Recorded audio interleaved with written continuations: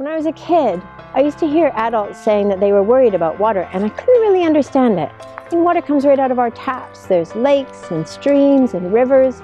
It falls right out of the sky like it is right now. But now I understand that we do need to be concerned about water. I think water is one of the most underrated and underappreciated things we have on our planet. We waste it, we pollute it, we commodify it, and we don't seem to remember that we can't go more than 3 days without it for our survival.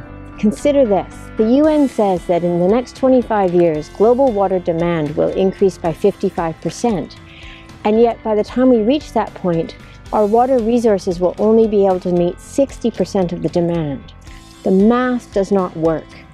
We're already seeing the global water crisis happening in real time. In China, in the last 25 years, half the rivers have disappeared. Half the rivers.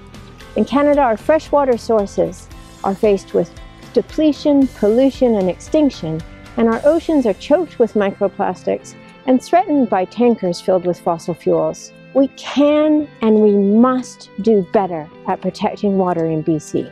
We need to ensure that local communities and First Nations are participating in decision-making processes that affect water. And we need to ensure that industrial activity doesn't threaten the long-term protection of drinking water for communities. It's important to note that the BC Green Party is the only party in BC calling for a moratorium on fracking because of the impact that fracking has to groundwater and the amount of water it uses in the process.